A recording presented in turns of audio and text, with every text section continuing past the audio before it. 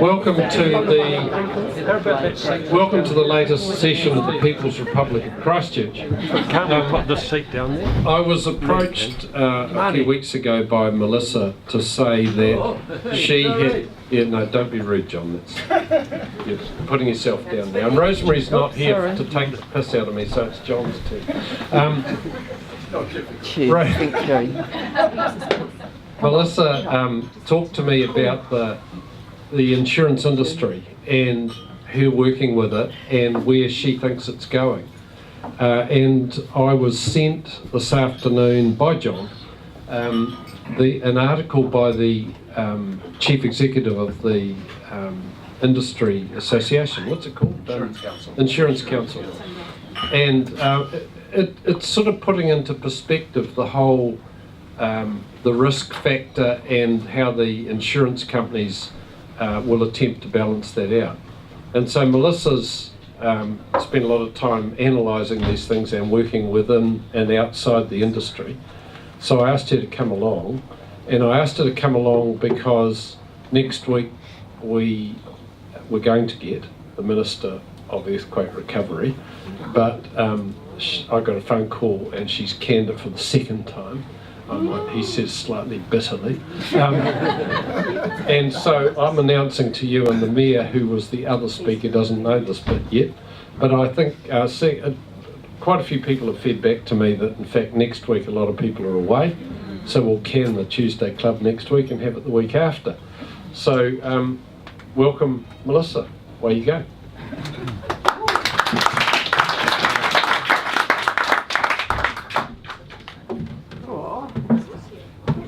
Okay.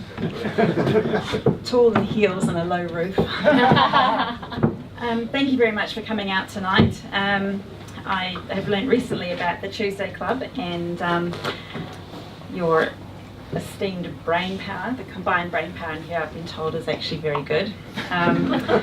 So I'm prepared for a couple of challenges and maybe a little bit of kickback, some of the things I might be saying, and I left time for questions and answers afterwards. So you'll be pleased to know I've only got 4 pages of notes, but the disappointing side of that is that they're only reminders for me. There's a lot more words in my head. So briefly about me, I've worked in insurance for over a decade. I had other careers prior, which actually, in hindsight, set me up for being able to cope with disaster recovery very well.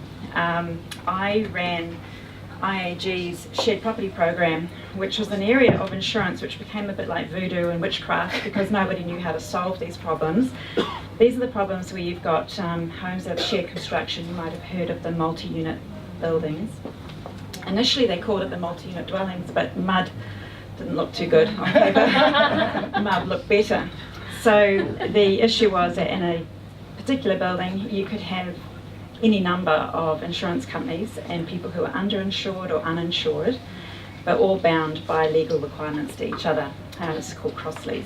So early on we identified there was a problem, probably not early enough for those people in the shared property, but it was something that was completely unprecedented, as was most of the Christchurch disaster environment. I was the technical team leader, so anything that was a legal challenge or was unprecedented was put into my hands to try and solve. And the team, which did all the work, were absolutely remarkable in how they could work things out and try and get things through. And with the development of the shared property program, where all the insurers agreed to come together and put our very competitive snide remarks to each other aside, we actually managed to get through the difficulties. So a lot of them unfortunately did cash settle. And I could explain to no end how unfortunate that is that the shared property was cash settled. But anyway, on to tonight. I wanted to talk about a variety of things in insurance, maybe giving a little bit of an understanding of where we're at, where we're going, the good side and the bad side. I understand implicitly that every one of you here has your own insurance story. I too have mine. I have my own home here. Try and see things from a global or national perspective rather than a Christchurch perspective. What I say may have trigger points for you. If you do, I'm more than happy if you feel you need to move away or need to settle. I understand that the earthquakes are very sensitive to a lot of people, particularly the insurance side of things, which I guess is why we have a full room here tonight. So over the 7 years of sorting out property damage in Christchurch, my biggest takeaway from the entire event was that too many homes in New Zealand are built in the wrong place. Okay. The amount of damage to a property was directly related to the land underneath, okay, or in some cases the land above. What I've done for tonight is actually create some graphs, because I think a picture paints 1,000 words. So I'd like to discuss where we've been coming to before the earthquakes happened. So John, if you could just please stand up and just hold up the first of the graphs. We have here a graph which is the number of natural disasters per year in New Zealand since 1990, and you will see that there's an overwhelming trend. Can I put it towards where the light is? Where the light is? Now you can see it? Sorry, I'm a bit of a technophobe. I had no idea that you actually had a presentation in here, so I had these made up. So what we're looking at here is a graph from 1990 only. Okay, now the Insurance Council of New Zealand has been keeping records since 1968, since the Wahine storm. I didn't include the first 20 years, because nothing happened. It was dead boring. It would have been a very much a waste of space. So I started this graph at 1990 through to the end of last year. You can see that in the early 90s we were having on average 1 to 2 disasters a year, and now we're right up here. We're having an average of 8 or 9 disasters a year. This wasn't too much of a problem for insurers, because these are what they call secondary events. Okay, these are ones that are caused by weather. So a pretty bad storm might bring in coastal surges, storm surges. You might have some flooding. You'll have wind damage, but they're not dramatic like earthquakes or volcanoes or terrorism attacks or anything else of that event. So we can see there's a dramatic creep, and in 2013, just here, there was a great uptake in the number of events that were happening. Now the important thing to see on this here is that there is a total there of 148 disasters since 1990. Only 13 were not caused by the weather. Okay, so the other 135 events were mainly flooding, followed by landslides, a few tornadoes, hailstorm, wind and snow and frost events, just to throw in a bit of variety. Can you please change the second graph for me, please, John?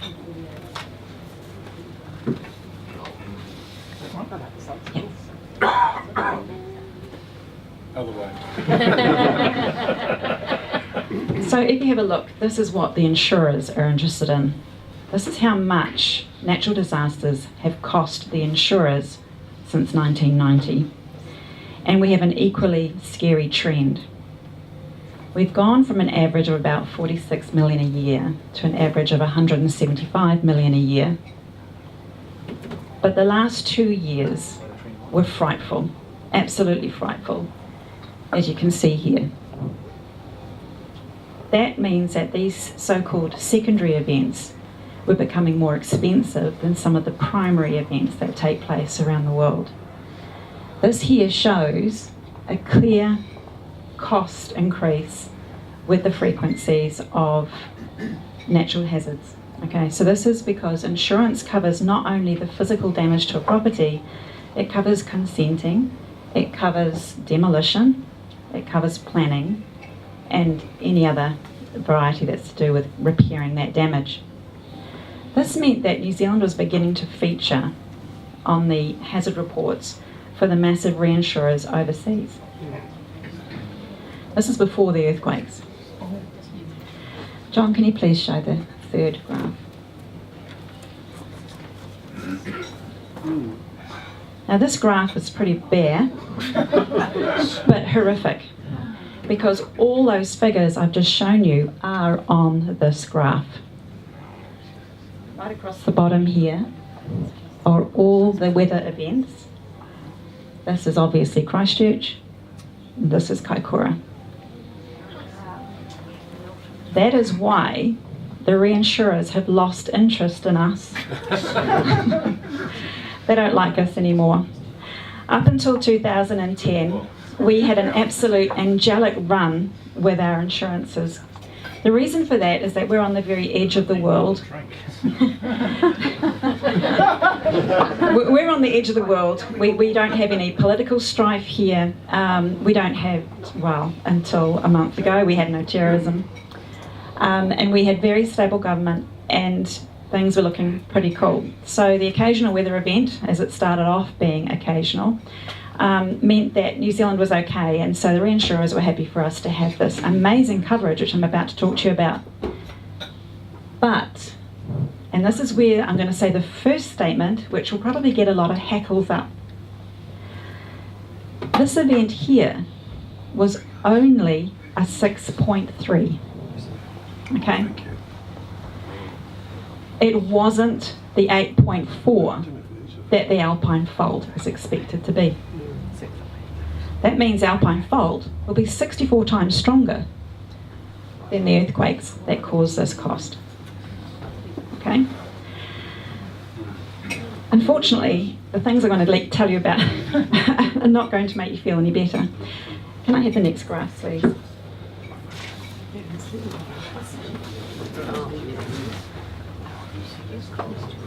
So this graph here gives you an idea of how much insurance played a part in the recovery of Christchurch. Regardless of your personal opinions, this is the fact, okay? Now what we've got here, starting from the right-hand side, we have here China.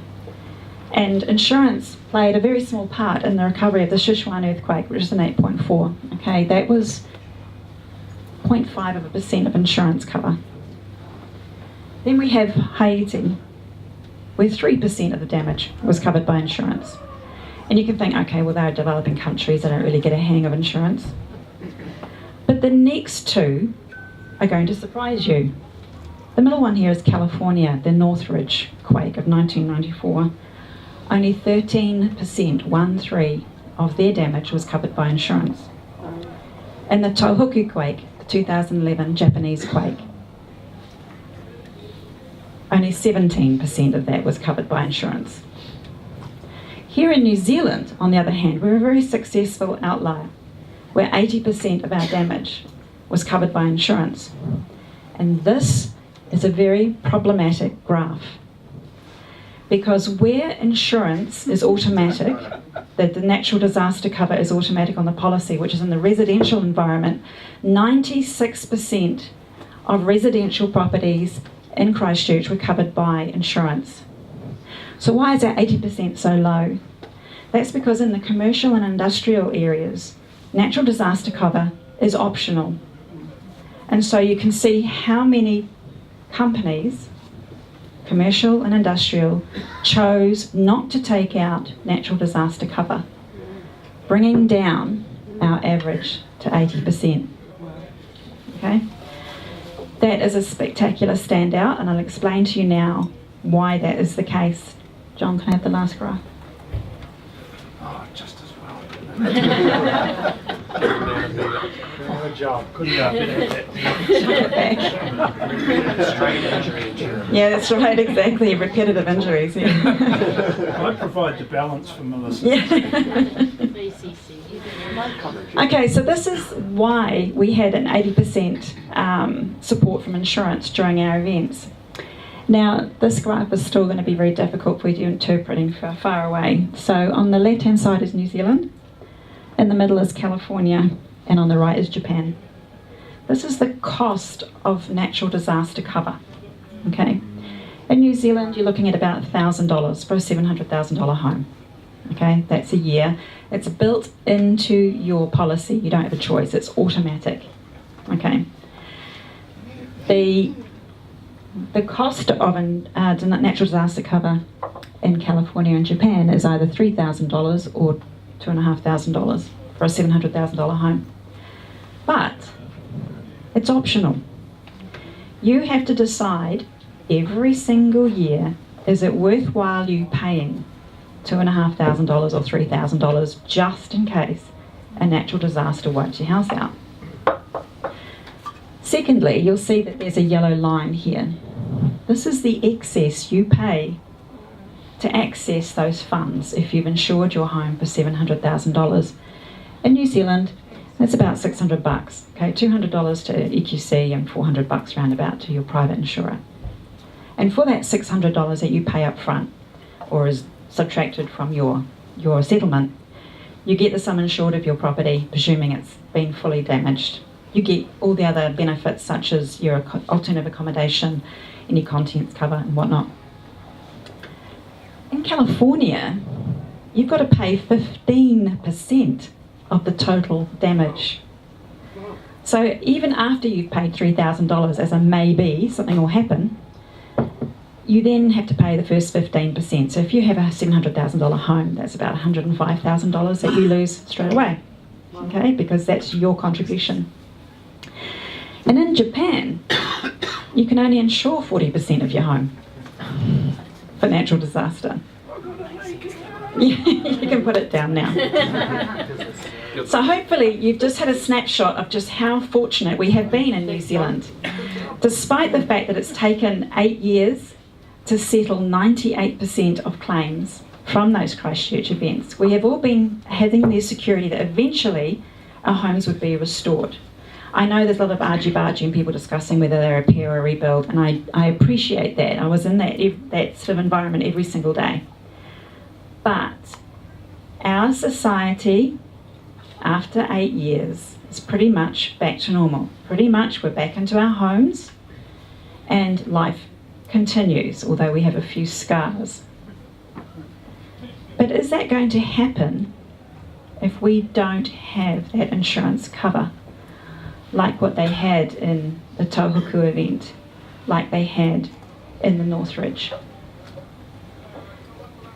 Right, I can put my graphs away now. And get on to my notes. So, things had to change. Because we had open-ended policies, it was a free-for-all, literally. Okay, most people were pretty good, they accepted what was going on and they just accepted their settlements and moved on. But, and as we still know, because there's a lot of litigation in front of the High Court, there are people who disagree with their insurance company. And through those disagreements, we found out that structural engineering is very much a subjective subject. You can have one engineer say it's a write-off. You can have one engineer saying it's a repair, another engineer saying nothing wrong with it. Okay, so these are the problems we've had identified in New Zealand, and the money going out has not yet finished going out, much to the absolute chagrin of the reinsurers. Did you know that the Canterbury earthquake was the second most expensive earthquake ever? It was the 10th most expensive natural disaster ever.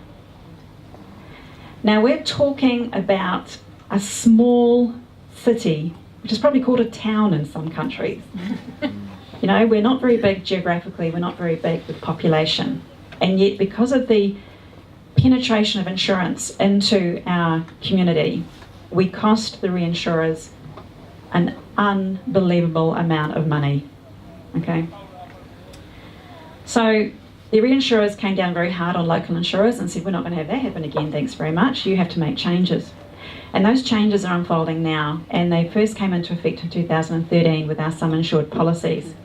Now they've been around for 6 years and people still don't have any idea what that really means to them, okay? And I'll be talking to you about that more and hopefully offering you a solution near the end.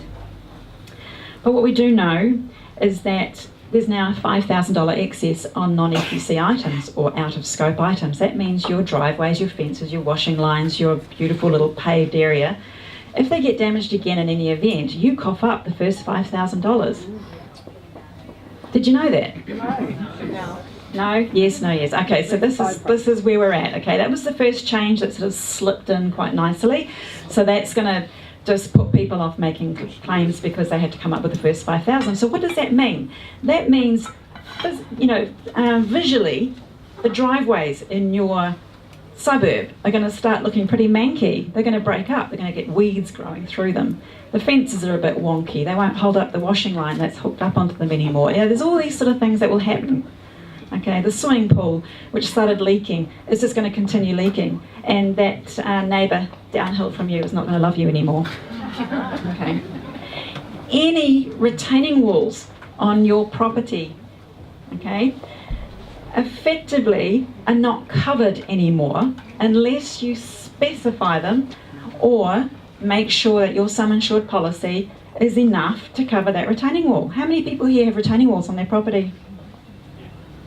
Okay, that's to some of you. How many of you have got shared driveways?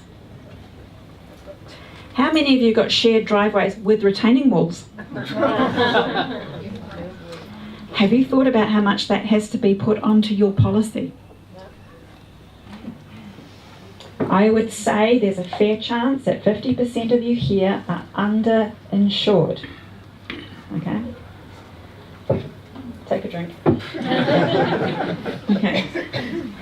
The retaining walls regularly cost us 8 years ago, 6 years ago, 4 years ago, $500,000 or more to reinstate. Now divide that by 2 neighbours if it's on a boundary. That's $250,000 more you need to put on your policy. It's a lot of premium. Actually, it's not. It'll probably be about $7 a week, okay? But that's not what people think of. They just see that it's going to be a lot more expensive. That also applies to tennis courts. How many of you here have tennis courts? And swimming pools, of course. Now, also, we had to start targeting dodgy homes. And remarkably, the most dodgy homes in New Zealand are also the most expensive. Okay? Those that are on top of cliffs, we saw that at Peacock Scallop. Those that are on seafronts, those that are on waterways, think of those beautiful homes in Fendalton and Maryvale. Walk away now. Okay? Just telling you. So, Tower, early last year, started the ball rolling. They had to because they're a New Zealand company, okay? And they couldn't afford another exposure like they had in the Canterbury earthquakes. At the moment, the way things are with risk shared across everybody, it becomes a tax on those of us who have just basic homes from the 1960s. And those who are extremely wealthy benefit from that because the risk is spread everywhere. The wealthy continue to buy their dodgy homes in areas that are going to be underwater in about 20 years, or they're going to fall off cliffs in the next 5 years, and expect the rest of us to pay for them. Okay, and this is not right. And New Zealand is no longer egalitarian, but we still like a fair go, right? Tower saw this and thought now is the right time to step in and start the risk-based pricing. Now, the big insurers, IAG, Vero, they're a bit behind the ball, but they're on the way, okay? So those of you who are Tower customers who got, increases in your premiums for like $10,000, $15,000, you're just at the beginning, okay? The others that will come in, if those who are, have state, AMI, Vero, Lumley, whatever, they will also end up charging you if you have a seismically challenged property. Seismically challenged, you're on dodgy ground, or you happen to live in New Zealand, okay? So really there are very few places that are not seismically active in New Zealand. North of Auckland is good, and right down around Dunedin's pretty cool too, but that's about it, okay? But at the moment they're targeting Wellington, Napier and Gisborne, okay? Those are the areas that have been targeted for high premiums because of their greater earthquake risk.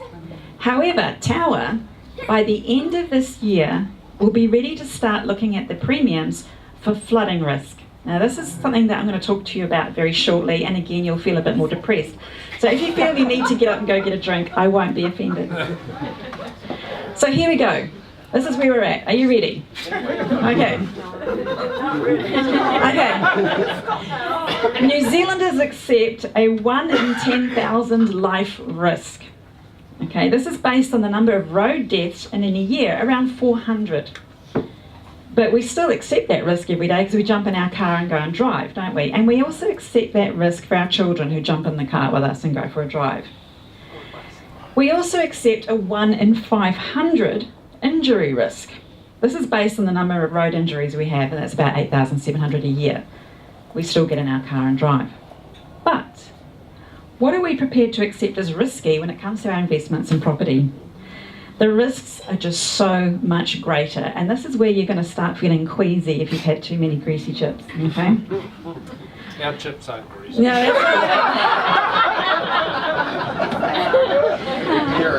okay, here we go. All right, currently we have a physical, financial and emotional risk running at 1 in 2 every day of Mount Taranaki blowing up in the next 50 years. Now, Mount Taranaki is a volcano just like Vesuvius, okay? The pyroclastic cloud and all that boodackie stuff. So that came up on our radar of risk a year ago at 1 in 3. So every day we had a 1 in 3 risk, but now it's down to 1 in 2 as they get more involved in their science. A bit more appropriate for us here in Christchurch, so we don't have too many volcanoes around here, is that anyone who lives south of, say, Northland, we have a very exciting, and I mean in a bad way, 1 in 3 risk of the Alpine Fault rupturing on any given day. Okay, now I make this statement talking about all of New Zealand is because immediately after the Kaikoura event I was zapped into the Marlborough area to be on the ground there, and I ran the Marlborough team there. We had people making claims for earthquake damage as far north as Remuera. Yeah. Their swimming pools got trashed. And I kid you not, this was something that I learnt a lot about with swimming pools and seiches after earthquakes. But the thing is that I was talking to the Waikato Regional Council a month ago, and we were talking about earthquakes, and they said, oh, it's not much of a big deal up there. And I was talking about how I was amazed that people up in the North Island were making claims in the Kaikoura event. And they said to me, but we shook so badly up here, it was really badly felt. Yeah, professionalism, just don't say anything, Melissa. It's very quick for me to say things, but I had to just keep it quiet. Yeah. So if you live anywhere near an earthquake environment, the Alpine Fault, when it goes, and I could talk forever about that, it's going to make the Kaikoura event and the Christchurch event look pretty pathetic. Okay, so that's something that the reinsurers are really, really aware of now that they can see how much a mere 6.3 costs them. Okay, but more pressingly, we have a 2 in 3 risk of our properties being flooded. Is that the 2 in 3 risk within the next 50 years? Is that what that means? Any day. Right. On any given day. Right. So We made it to 7 o'clock tonight, though. yeah, we have. No, 6:30. So the Ministry for the Environment says 100 cities and towns in New Zealand, and I find it very hard to count 100 cities or towns in New Zealand, but are built on floodplains. Whoop, whoop. NIWA say that 2/3 of us live in flood-prone areas. That's because of when New Zealand was discovered. So we've always stayed close to the coast, okay, because we're an island nation and we relied on the seas to get all our economy. NIWA also say that 125,000 properties are at risk of flooding if sea levels rise 1 metre. And we'll get onto the arguments of climate change shortly, but 50,000 are already at risk today. Okay, because the seas have been rising since 1940, they've already risen 20 centimetres, but that rise is actually increasing, and conservative guesses have that we will be seeing another 30 to 50 centimetres in the next 20 to 30 years. So in 30 years' time, which is the average length of a mortgage these days, our seas will be 1/2 a metre higher than they are today. But John will be dead. Which John? John is quite you better not be. Different John. Now, Canterbury, and this is where you're going, oh God, Canterbury's going to get it in the gun again. We're at severe risk of coastal risk, okay, because we're on a drainage plateau from the mountains. So we have very flat land, okay, going into the sea. The Canterbury Basin extends to the north into Pegasus Bay and down south, okay, Oamaru. No, not Oamaru. Oamaru. NIWA have noticed an uptick in coastal events in the last 5 years. Now, if you remember that graph I showed you, I made a comment that 2013 seemed to show the tipping point. We're also now getting what they call sunny day flooding. When you have a king tide on a beautiful, lovely day, the water comes up through the drains and floods the streets, or just comes up through the grass and sits as puddles. You've probably all seen that. You've probably seen the dramatic, footage of Tamaki Drive in Auckland or the Western Motorway in Auckland. They had it coming. Or South Dunedin. Or South Dunedin, exactly. Okay, so that's already here. According to NIWA, several areas in New Zealand, Canterbury, the Hauraki Plains, the Haast Coastal Plains, Southland, are already at what they call imminent adaptability threshold, which means we have to adapt 5 years ago to be able to cope with what's happening to us now. Even if by some miracle we could switch off global warming now, the damage is sufficient that the seas would continue to rise for another 50 years. Okay, so the more we're pumping into the environment now, it just means that increase will just speed up, not just continue for longer. Anyway, moving on. So, in the States, and admittedly, their administration right now is not very green or much into climate change. In fact, they even believe in it. But thankfully, the people on the ground do. More than $7 billion has been wiped off the value of coastal property in the Carolinas and Florida in the last decade, as people wake up to the fact that these beautiful homes on the seafront are temporary. Good for Airbnb, and that's about it. Okay? Yeah. But in New Zealand, we don't seem to have made that adjustment, and particularly in Christchurch. When you think about South Shore, okay, I'm sorry to bring it up, but South Shore and then the properties around Redcliffe and Sumner, they're asking for trouble. Okay, by wanting to rebuild there, they're still expecting that old insurance model will take care of them. It won't anymore. Okay, they're on their own. We were having dinner with a well-respected builder in Christchurch. He's actually building a huge monument to foolishness and vanity, as far as I'm concerned, down around Redcliffe, right on the seafront, and they put in this huge multi-million-dollar seawall in front of their windows, and it blocks the view from downstairs, but at least from the bedroom they can see the sea. And he said, oh no, they got insurance from overseas. And I said, yeah, that's good, but how long is the insurance policy for? The insurance policy, like any other domestic policy, was for 1 year. So they have pumped in millions, multi-millions, to this big mansion on the seafront and their seawall, with a guarantee of insurance for 1 year only. Doesn't sound very smart to me. Yes? But that land is now 450 millimetres higher than it was prior to the earthquake. But 450 millimetres is nothing when you've got a metre of sea rise. And just to make you feel even more depressed, a tsunami coming into our bay, okay, 13 metres high for Canterbury.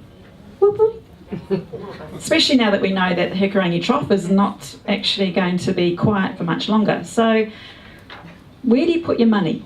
Sorry, what's Hikurangi? The Hikurangi Trough.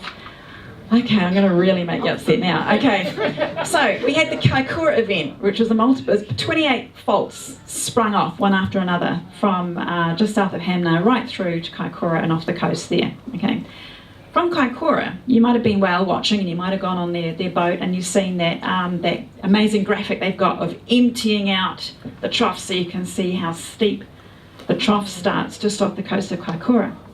That's where all the whales come and feed, and that's why they're so close to the coast, is because it's very deep there. So that's the Hikurangi Trough, and it runs from there right up the side of the North Island and heads out to the Kimmatics. It is... Do you really want me to tell you this? Yes. It's night time, okay? You can't hide under the bed when you get home because it won't make any difference. It's capable of a 9, okay? And it got well and truly stressed after the Kaikoura event. So every scientist and their dog, well maybe not a dog, maybe dolphin, are out there seeing what's going on, okay? But that is just leading into the problem of what we're going to talk about Wellington shortly. Isn't there a huge amount of shingle which, if the Hikarangi Trop goes, won't the what's been washing out of the braided rivers for eons cause the tsunami? Yes, that's right. So what we have, I don't know if you saw any of the video footage of what happened in Tauhuku. You had one plate sliding over another, okay, and they get stuck, and then suddenly it snaps, and it creates this dip in the ocean, and then it bounces back, and then the water races out. Now, Japan was lucky. Excuse me, that wasn't a pregnant pause or anything like that, it was just a burp, sorry about that.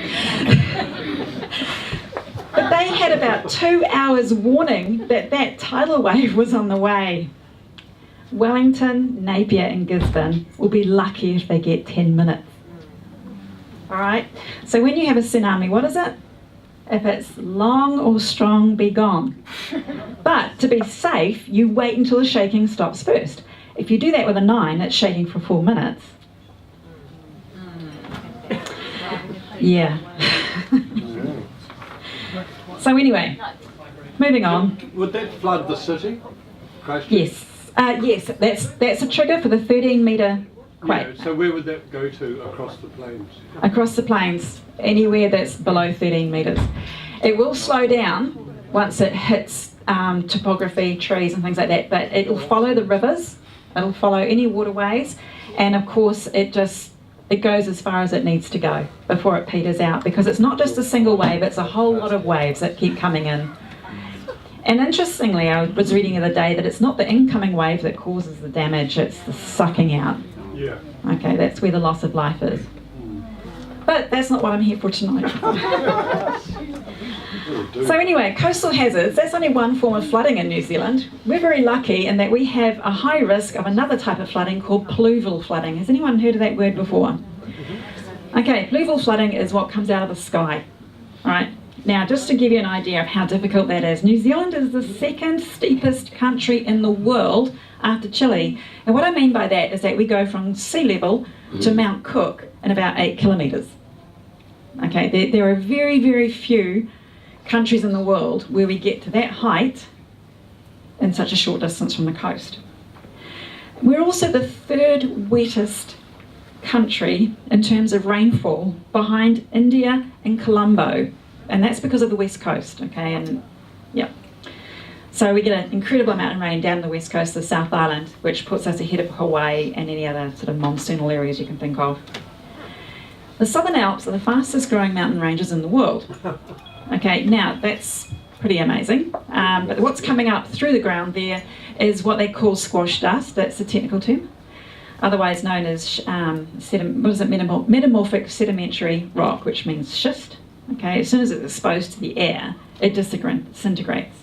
So our erosion levels are spectacular compared with the rain that's coming down as well. That means that our mountains, the Southern Alps, if they had the same sort of erosion rates as the rest of the world, they'd be 6 times higher than they are now. Okay, so all that stuff is washing off the mountains and of the hills in the North Island at a rapid rate because of the amount of rain we get being in the roaring 40s here, okay, driven by the winds. So all we had after the Kaikoura event, I don't know if you recall, while we're sitting there wobbling in our beds that night, thinking there's no noise, but being shaken around a lot here, a weather bomb simultaneously hit the Marlborough and Wellington regions and dumped a phenomenal amount of water onto that region that was being shaken to bits. And that has now set in motion something called mass movement, which we're aware of here in Christchurch in the Port Hills. But the mass movement areas are affecting a lot of the Wellington Hills. You had all the soils shaken off the bedrock and water infiltrated down under the soils, and now they're hypermobile. And that's nothing, we have no technology anywhere in the world that can stop that. Okay, but the rest of New Zealand's exposed to that too.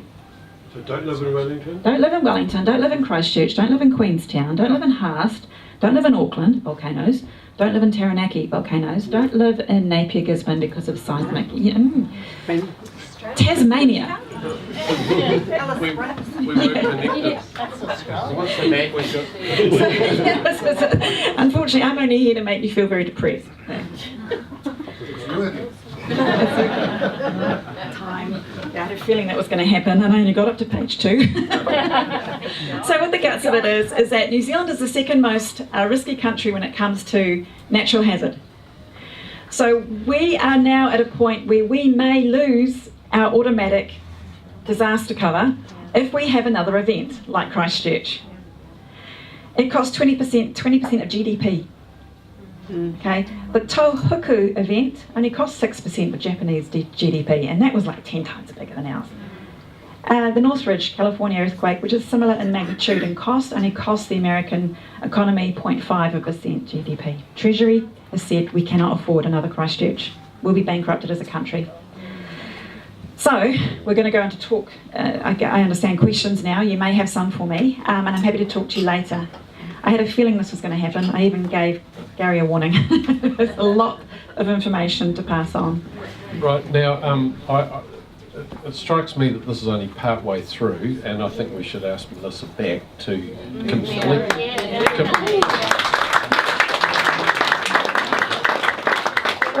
That you're going for punishment. I must say I'm now jealous that John's 83 and will miss this and I'm not 83. So, right, questions on where we've got to so far?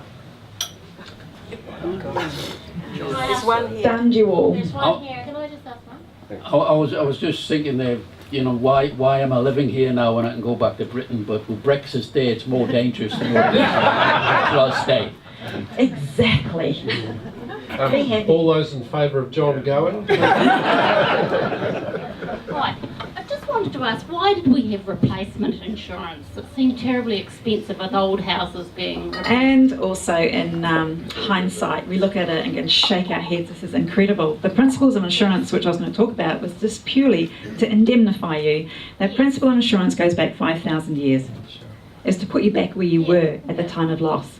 But because of the competitive environment in New Zealand and the really, really big infiltration of insurance into New Zealand, the insurance companies were just competitive. And they were going, well, we're going to give you this, or in that case, we're going to give you this, we're going to give you this, we're going to give you this. And then eventually, 40 years ago, we ended up having open-ended policies. So they did make their problems themselves as well. Yep, totally. Thanks for the info. That's good to get the bad story there. But you know, I felt that when you look around the world, there's a lot of people who have been moved. It might be the Indian tribe and the Salesians and off the Lippe Peninsula. They're not there anymore. They're way out of the ocean, and things change. They've always changed, and people who have lived by the coast, really need to always understand that there's beauty of what they've got. There's not always going to be there. And when they have to leave, they should be happy to leave, basically, and go elsewhere. And so what you're talking about are the things that, and I've got a question at the end of this, but like California, they can't afford the insurance, as I've known it, and we've been through this, and all the things you say are pretty much true from my background. I'll argue on a couple of things, but yeah. And so what I felt was the big miss is that we were kind of scared to tell people. We had the moon guy, and I was coming into Christchurch, and there was a zillion of people going out of Christchurch on that Friday, heading out of town. It was just so silly. So the question is, why don't we have from insurance companies who mislead us to make the money, but why don't we have a better educational program and actually tell people the real reality, not just here at Tuesday Club, but why has this gone on? It's all very well to say all this stuff and get the scariness of it, but how do we actually get across this understanding of our place in the world, which is, as you say, it is, so that we're not going to be put in such a crazy situation when it actually does happen. It's education. Good question on that. So this is what I've been doing for the last year. I've been talking in Wellington a lot, talking with government departments. I'm a keynote speaker for the Property Institute in June. It's getting the message out there. Insurance companies don't want to do it because they're already under the gun since 2010. No matter what they say, they're going to be cursed for it. If the insurance companies came out today and said, we're not really interested in insuring you beyond 5 years, can you imagine what the response would be? Okay, it'd be more hate thrown at them. And if they say nothing, and then in retrospect, everything happens and it's terrible, and the automatic disaster cover goes anyway, they'll be hated again of the why didn't you tell me? So they're caught between a rock and a hard place, which is why I'm doing the talking. I'm no longer in insurance, but I've got all this knowledge and I can see what's coming. So I need to talk to more people so that they understand and make sure that they don't fall into those holes, figuratively and physically. Can you explain how the insurance companies actually figure all this stuff out? I mean, you implied that they were doing it individually. Are they doing it individually, or are they working in concert? Who actually is advising them on the extent of the risk and the nature of the risk? Or is all this being driven by reinsurers in Basel and Geneva? Yep, so mainly it's driven by reinsurers who've been collecting data for years and years and years. 4 years ago, when I was working for IAG, I had a meeting with their senior risk officer and said, look, we should be appraising the risk profiles of our portfolio so that we're better prepared for another event. And they weren't interested. They specifically said, why would we pay money to assess risk now when it may not happen? Isn't it going to be cheaper to just pay it out if it happens? And I didn't get any traction there at all. So the insurance companies in New Zealand are behind the ball. The reinsurers are not. And it's them who are now using our local insurers as punch bags to say, get your act together. There are a couple of companies in the world. There's one here in New Zealand that's been established by NIWA and GNS called Riskscape. And they are plotting all their data into New Zealand in GIS manner to see which are more dangerous places than others, or more risky places, I should say.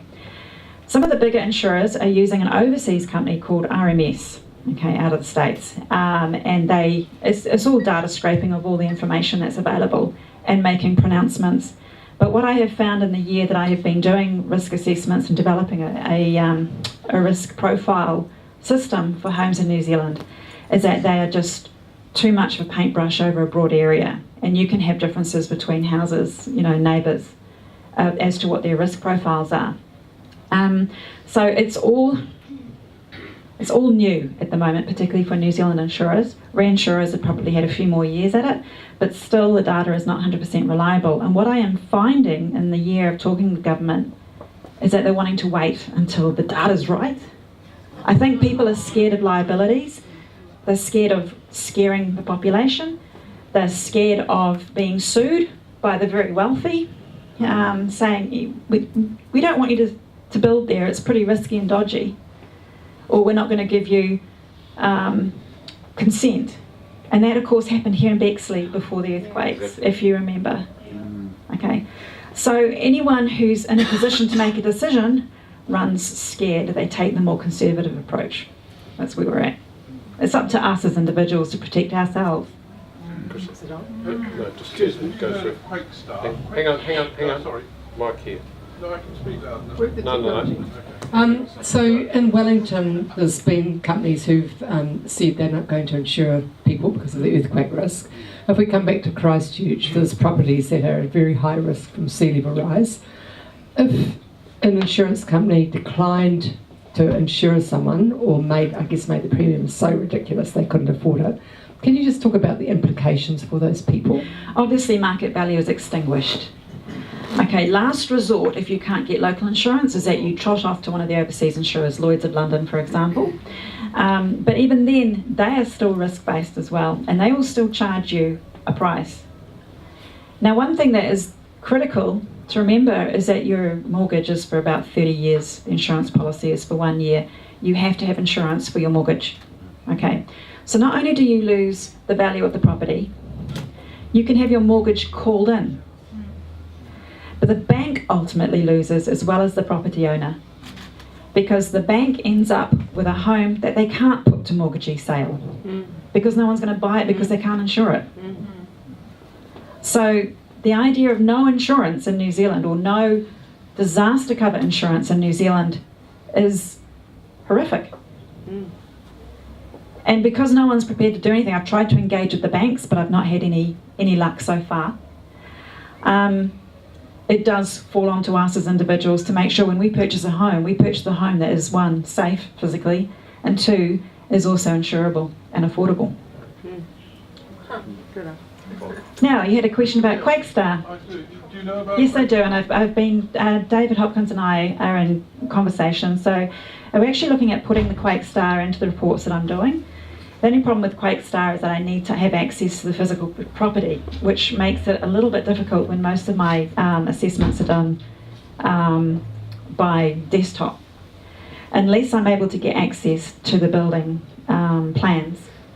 Well, what I was going to suggest is that... Speak up so everyone can hear. Sorry. What I was going to suggest is that Quakestar, it becomes obligatory for people to go onto their website and fill out their own assessment, Yes. which becomes part of the LIM as a draft. Agreed. Once it's on the LIM and somebody wants to do something with it, mortgage it, insure it, buy it, whatever, then they can dig down a bit deeper and say, is this an accurate Quakestar rating, or is it not? And I mean, the same sort of thing's going to happen with Homestar. I don't understand why the government doesn't already put both of them in place. Again, it falls down to liabilities. People don't want to say something that might be 99% right when there's a requirement for it to be 100% right. Having said that, though, having talked to David Hopkins, who's a very esteemed structural engineer, a seismic engineer who's developed Quakestar, just met up with him in Auckland a month ago. He reckons that any home built between 1940 and 1980 is a goer for structural stability. Okay? You might have a few problems with asbestos, it's not a problem if it stays there and is not damaged, but for strength and security, those homes do blimmin' well in seismic events. Early in your talk, you mentioned the difficulties of sorting out cross leases and the difficulties of multi-unit. Yes, my specialty. And my question is, most of the inner city now is forging ahead with multi-unit dwellings. Have the insurance hassles been sorted out, or is we just going to repeat what had happened? We're going to repeat. It's not just the cross leases, unfortunately. Sadly, I have to report that 50% of the complex shared property in Christchurch did not get rebuilt or repaired. Okay, so we have little old people sitting in their mouldy homes with a lot of money in their bank accounts but no ability to repair their homes. What we're finding in all these new developments going up, the body corporates, some of them are fee simples with shed walls. They all have their own problems. We all know about the body corporate out in Sumner, which was grossly underinsured. Okay, that was a decision taken by those people. They voted on all those things and still voted themselves to be in an uninsured environment. That's not going to go away, and this is where I'm having really hard traction, and I believe one of your regulars here I tried to talk to about it, wasn't interested. It's an absolute tragedy what's happening in the shared property environment in Christchurch, and it will happen anywhere else there's a disaster. Thanks for your talk. My name's Axel. You've talked a lot about what we as individuals could do. One of the things that's been concerning me for a few years is what are the liabilities for the councils? Should Christchurch City Council, for example, not have a strategic program to retreat from the coast? What are the insurance implications in all of Okay, this? so they would be supported and woohooed by the insurance companies, but the people who pay the rates and who vote them in don't agree. Okay, and that is the problem. People always want to stay in power. All right, we've seen that all over the place. The Kapiti Council decided, I don't know if you heard about this a few years ago, Kapiti Council thought, right, we've got to put on the limb, this tranche of houses are going to go into the sea in the next X number of years. Now those owners took the council to court. How dare you put this information on our limb? You're going to devalue our properties. Surprisingly, in fact I'd use the word gobsmackingly, the High Court agreed with the owners. But what happened next is not only immoral and unethical, it makes me want to punch people's lights out. And that is, as soon as that was removed off the limb, the majority of those homeowners then sold their properties to unaware people. All right? Now, at the Insurance Council conference last year in Auckland, they were talking about the liabilities for councils. And we're going to have problems under the tort of negligence and the tort of nuisance. That is, you knew but you didn't tell me, or you knew and did nothing about it.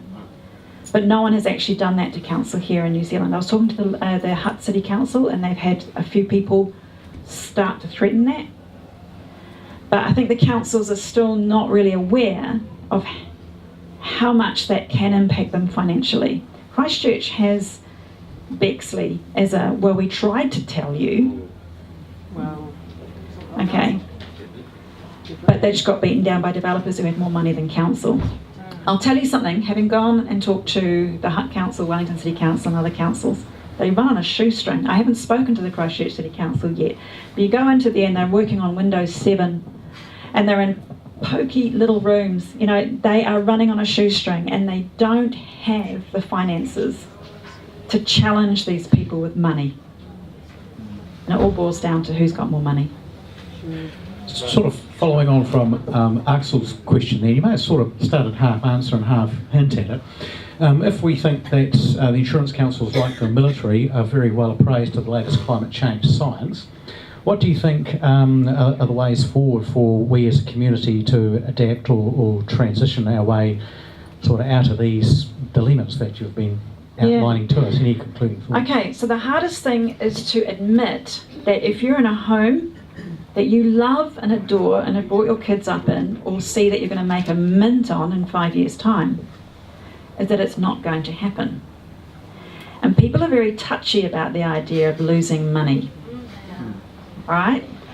If you buy a house for 1.3 million and suddenly you're going to find out that it's only going to have a resale value of $250,000, you're going to feel quite sick to the core. So that tends to demotivate people to find out about what the real risk is of their property. The only thing, and I've given this years and years of thought, which is why I left IAG and started my own business, is that the best time to educate people into what they can do to protect themselves from climate change and from uninsurable losses is to get a risk report done on the home they're interested in buying. It's better to know the full report, the full history of that property, warts and all, before you fall in love with it. That's the only way we can protect ourselves. If we're already in the home, we don't want to know, because it means too much for us. We may still have a mortgage, or we may be mortgage free, but it's full of memories and we're hoping to cash up at some point. So even though it's what can we do as individuals, it's the motivation. What is the motivation of us to accept that the home we live in right now is worth diddly squat, really? We don't want to know. Last question. Look, I'm delighted to have heard this presentation because I've been concerned for quite some time, having been through a flood situation about 40 years ago, which I never found very funny at all, even though we weren't badly affected. But just to go back a little bit, I don't know how many people might remember that prior to the September 2010 earthquake, we actually had a potential disaster about 9 months earlier. Does anyone remember what it was? No. It was actually a tsunami from Chile that arrived at low tide and flooded the top of Littleton. Yeah, Teddington. The Teddington car park. Yeah. So it arrived at low tide, and there's one or two people here that I rang early in the morning when I first heard about it at about 6 a.m. So, you know, these things are very, very real. And even just to move on in terms of the earthquake and the cost of the earthquake, not just the financial cost, the overall cost, my concern has been for a long time that in a sense, because Christchurch is flat, we didn't have the disaster, the real deep disaster that other parts of New Zealand could have with a similar event.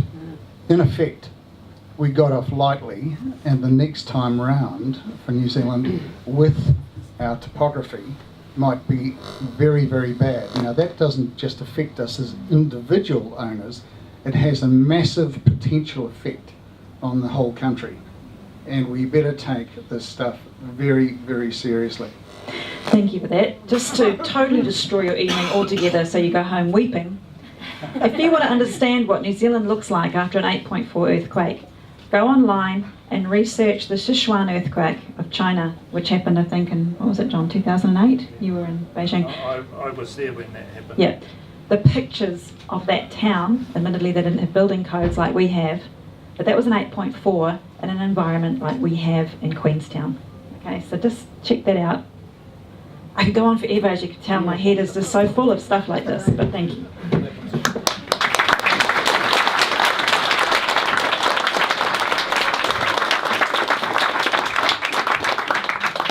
I thought I'd had my last drink for the evening, but it's definitely not. But look, I think it's really important that we actually sit down and think about these things. And you're talking, I was thinking about when you're saying different sections. The section next to us had 150 tonnes of liquefaction taken out. We had 50, and the section other side of us had none. And so we're all involved in this, and I think that let's talk about the second part of your bloody terrible, depressing, suicidal driving. Anyway. But this is very much a case of do not adjust your mind, reality may be at fault. But look, I'd just like to say thank you, Melissa, for your courage and your research and data. It's really, really important, and it starts with people like us hearing about it and telling people. So thank you very much.